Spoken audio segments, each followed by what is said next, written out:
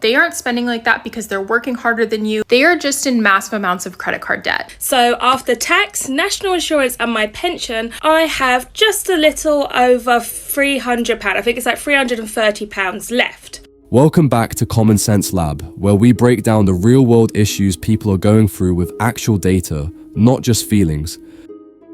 If you've ever looked at your credit card balance and thought, wait, when did this become thousands? This episode is for you. So here's the thing, if you know, you know, but it's not just the big purchases that trap you. It's the £14 takeaways, that £4 coffee, the Netflix subscription you got guilted into subscribing for. The system isn't just broken, it's engineered to bury you in debt, slowly, quietly, systematically, and yet somehow, you're the one being blamed. We are starting with a story that says it all. She worked part-time in a takeaway shop and saw something worrying. Do you know what's really scary? The amount of people that are putting Chinese takeaways on a credit card. For context, I work a second job in a little takeaway on a weekend.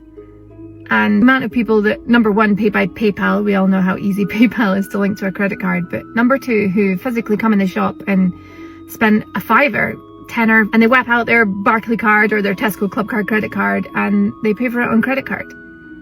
Now there could be like a totally innocent explanation, right? These people could be paying all of their expenses on credit cards and then paying it all off once they get paid in full. But I highly doubt that. People weren't seen using credit for big splurges. They were putting spring rolls on Barclay cards and yeah, maybe some of them were chasing points, stacking miles, but she'd been there. She knew what it really was.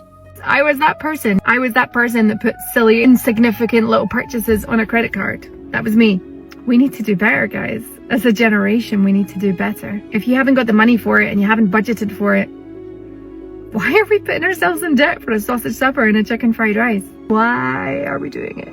Why are we doing it? Seems like such an insignificant purchase in the moment, right? But it's amazing how fast £80 on a credit card becomes £880 in the blink of an eye, just like that. And the majority of time it's made up on all these little insignificant purchases. What makes up your credit card balance? Could you answer that for me and tell me what you spent on your credit card to make it the balance it is? Probably not. These little insignificant purchases could set you back a year or 3 years on your financial well-being journey. We need to be more financially responsible with the money that we're spending. We can do better. We need to. And we must if we want to get ahead financially.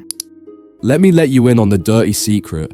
That £8 Chinese takeaway, if you put it on a credit card and only make the minimum payment, say 3% a month, that £8 could take over 2 years to fully pay off.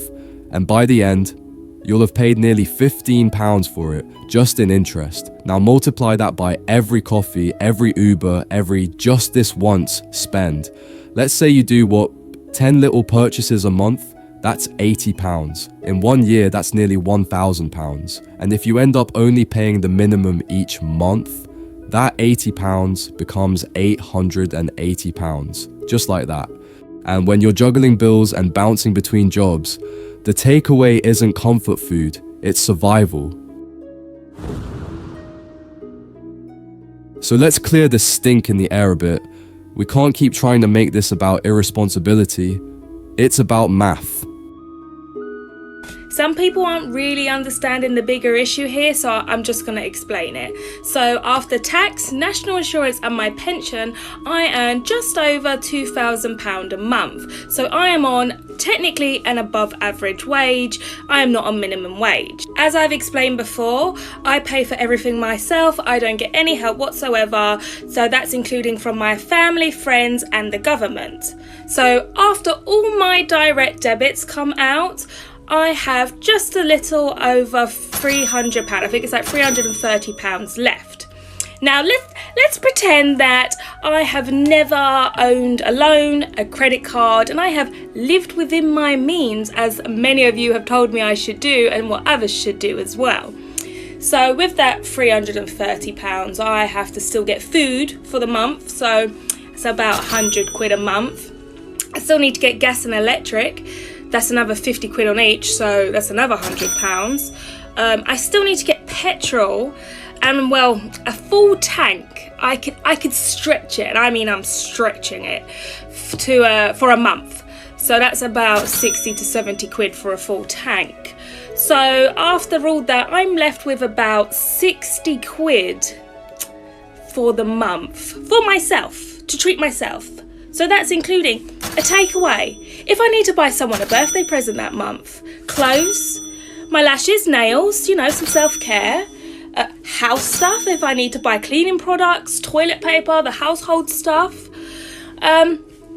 Just if I want to go out in general, the cinema, go out for a girls' night. She's on an above average UK salary, pays for everything on her own. No support, no benefits, just on the daily hustle. After rent, utilities, petrol, she's left with £60 for the month. That's before birthdays, nights out, cleaning supplies, or God forbid, a treat. So when you hear someone say, just cancel your Netflix, I am sure you can understand how insulting that really is.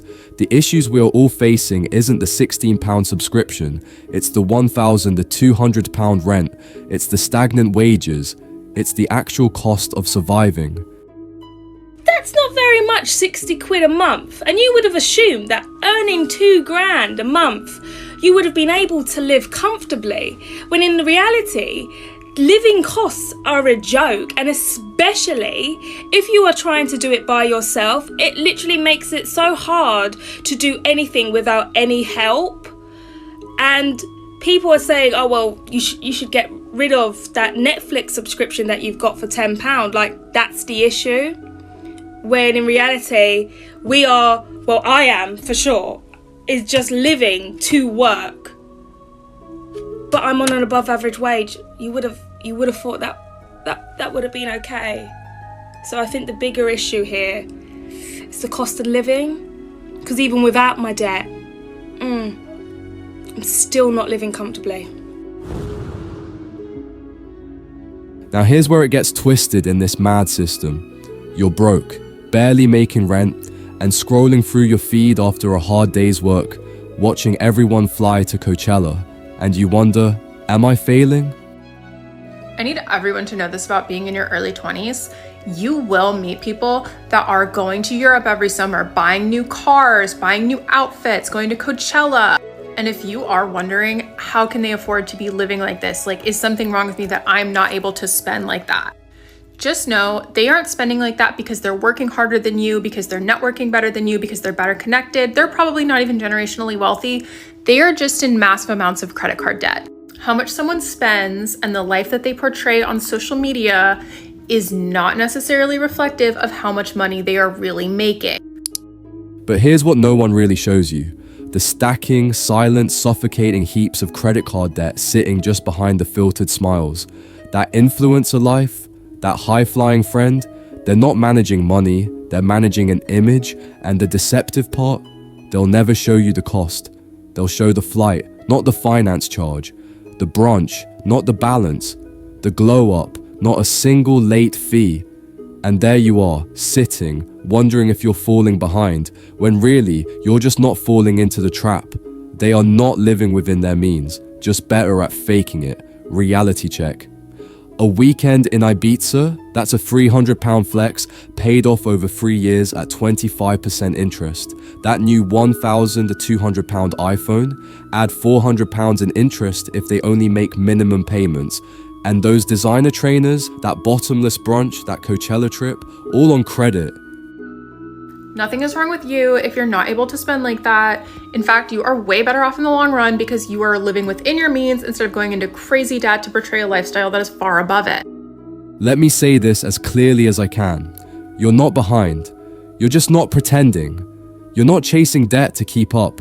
You're being an adult, quietly, without applause. And long term, that's not just responsible, that's empowerment.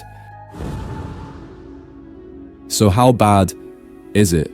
The UK has £71.7 billion in credit card debt. The average household balance, nearly £3,000. And the trap they set, that keeps it growing?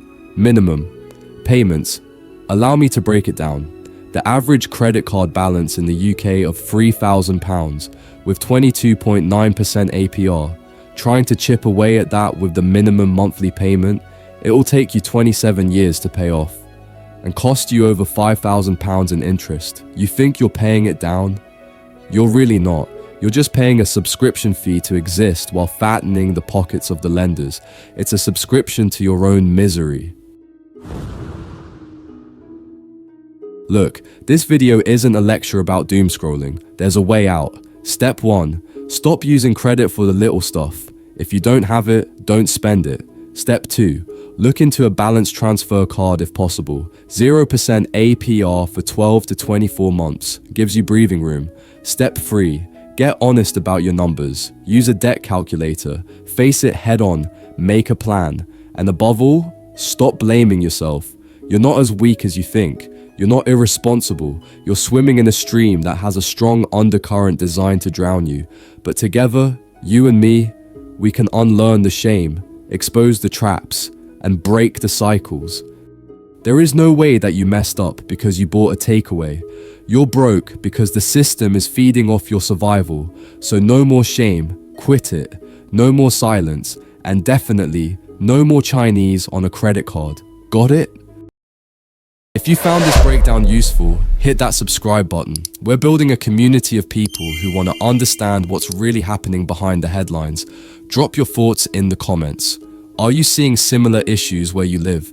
And let us know if these videos are representing your reality. At Common Sense Lab, we don't just react. We connect the dots, expose the patterns, and remind you, the system isn't broken. It's functioning exactly how it was built, and that means it can be rebuilt.